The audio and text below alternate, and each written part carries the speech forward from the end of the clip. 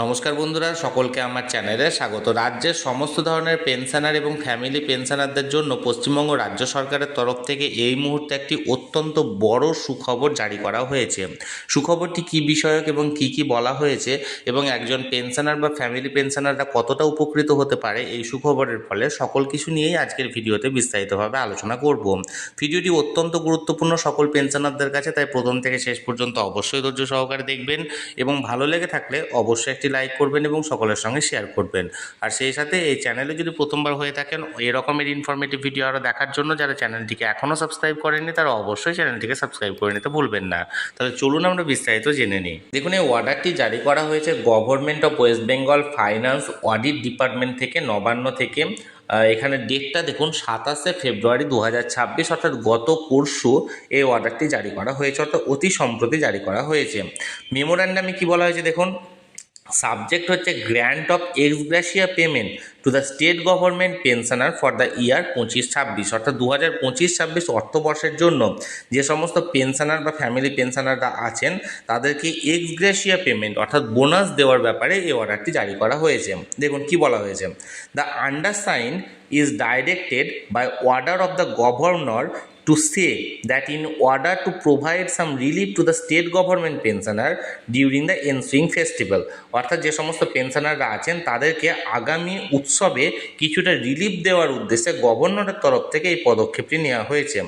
The governor has been pleased to decide that all state government pensioners, including the holder of provisional pension who retire prior to 30 September 2025, and also the pensioner who retire or died after 30 September 2025 but prior to 1st September 2026, and whose basic pension plus dearness relief on pension as on 31st March 2026 did not exceed ₹40,000 are not eligible for ad hoc bonus shall be paid as ex gratia to 3,800 rupees only in lump per head।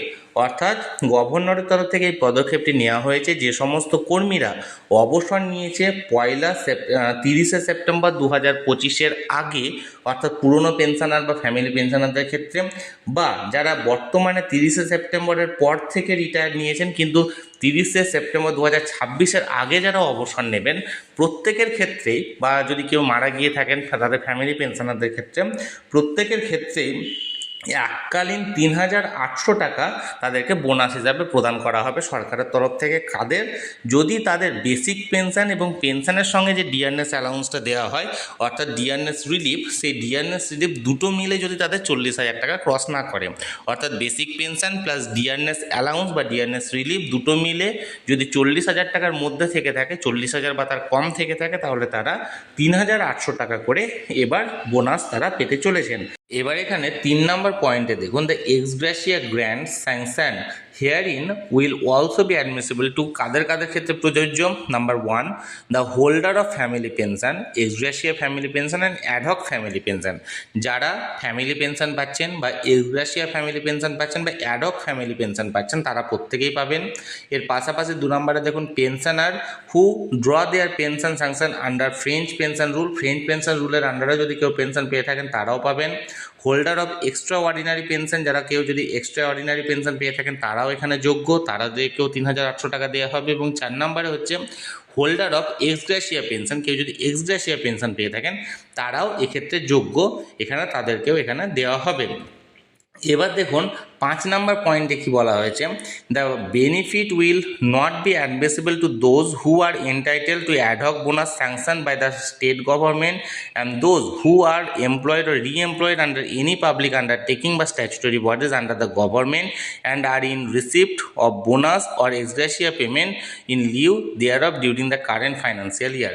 যদি কেউ অবসর নেওয়ার পর নতুন করে আবার রি-এমপ্লয়মেন্ট হয়ে থাকে বা কোনো পাবলিক সেক্টরের ক্ষেত্রে যদি কোনো রকমভাবে আবার পুনরায় চাকরি পেয়ে থাকে, তাহলে সেক্ষেত্রে তারা কিন্তু এখানে পেনশন পাওয়ার জন্য যোগ্য নয়। তাহলে দেখুন এখানে এক কথায় বোনাসটি কারা কারা পাচ্ছেন, যাদের বেসিক পেনশন এবং ডিয়ারনেস রিলিফ অর্থাৎ ডিএ দুটো মিলে যাদের 40,000 টাকার কম, তারা এবছর 3,800 টাকার যে বোনাসটি, সেই বোনাসটি তারা এককালীন পেতে চলেছেন। এবার এখানে নিচের দিকে দেখুন এখানে কি বলা হয়েছে, the benefit of ex gratia grant of ₹3,800 per head as has been sanctioned in this memorandum for the state government pensioner who will be allowed to the teaching and non-teaching pensioner of state aided non-government educational institution and pensioners of panchayat and pensioner of municipality corporation, municipalities, local bodies and other organization for whom pension is authorized either by the Accountant General West Bengal or the Directorate of the Pension Provident Fund and Group Insurance West Bengal।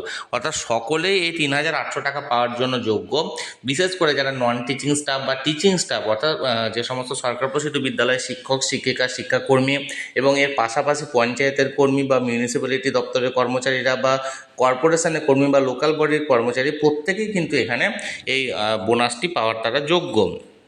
In such cases, the pension concerned under their control without making any further reference to pension branch of this department। এখানে ৩,৮০০ টাকার যে পেনশনটি করা হয়েছে এটা pension branch থেকে বিভিন্ন রকমের মানে ডিটেলস আপনারা পেয়ে যাবেন। এবার কবে নাগাদ এটা দেওয়া হবে সেটা দেখুন, এখানে বলা হয়েছে the payment of ex gratia as sanction hereinabove should be made before the festival of Eid ul Fitr of 2026 for the Muslim pensioner or family pensioner. যারা মুসলিম পেনশনার বা ফ্যামিলি পেনশনাররা আছেন তারা ঈদ উল ফিতর অর্থাৎ রমজান মাস চলছেন, এই রমজান মাসের শেষে যে ঈদ উল ফিতর যে উৎসবটি আছে সেই ঈদ উল ফিতরের আগেই তারা তাদের অ্যাকাউন্টে পেয়ে যাবেন। And for other than Muslim pensioner or family pensioner, the benefit should be disbursed in between 28 September 2026 to 1 October 2026। এবং মুসলিম সম্প্রদায়ের ছাড়া যে সমস্ত অন্য সম্প্রদায়ের যে সমস্ত পেনশনার বা ফ্যামিলি পেনশনাররা আছেন তাদের ক্ষেত্রে এটা দেওয়া হবে 28 সেপ্টেম্বর 2026 থেকে 1 অক্টোবর 2026-এর মধ্যে তাদের অ্যাকাউন্টে ক্রেডিট করে দেওয়া হবে। তাহলে বন্ধুরা, এক্ষেত্রে পশ্চিমবঙ্গ রাজ্য সরকারের তরফ থেকে ৩,৮০০ টাকার একটা বোনাস এখানে মানে ডিক্লেয়ার করা হয়েছে রাজ্যের সমস্ত ধরনের পেনশনার এবং ফ্যামিলি পেনশনারদের জন্য। এবং এই বোনাসটি যারা মুসলিম সম্প্রদায়ের পেনশনার বা ফ্যামিলি পেনশনাররা আছেন তারা রমজান মাসের শেষে ঈদ উল ফিতরের আগে তারা এখানে তাদের অ্যাকাউন্টে পেয়ে যাবে, এবং যে সমস্ত অন্য সম্প্রদায়ের পেনশনার বা ফ্যামিলি পেনশনাররা আছেন তারা পেয়ে যাবেন আগামী 28 সেপ্টেম্বর থেকে 1 অক্টোবরের মধ্যে। তাহলে বন্ধুরা, রাজ্য সরকারের তরফ থেকে এবছর অর্থাৎ 25-26 অর্থবর্ষের জন্য যে সমস্ত পেনশনার বা ফ্যামিলি পেনশনাররা ছিলেন তাদের জন্য এককালীন অ্যাডহক বোনাসের এই বিজ্ঞপ্তিটি জারি করা হয়েছে, এবং এই বিজ্ঞপ্তি অনুযায়ী কারা কারা এবছরের বোনাস পাচ্ছেন সে ব্যাপারে আমি বিস্তারিত জানানোর চেষ্টা করলাম। এই নিয়ে যদি আপনাদের কোনো কিছু আরও জানার থাকে বা আপনাদের কোনো কিছু প্রশ্ন থাকে অবশ্যই কমেন্ট করুন, আমি চেষ্টা করব আপনাদের সকলের প্রশ্নের যথাযথ উত্তর দিতে।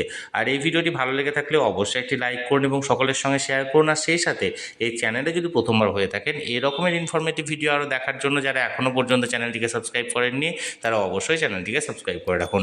ধন্যবাদ, দেখা হচ্ছে পরের ভিডিওতে।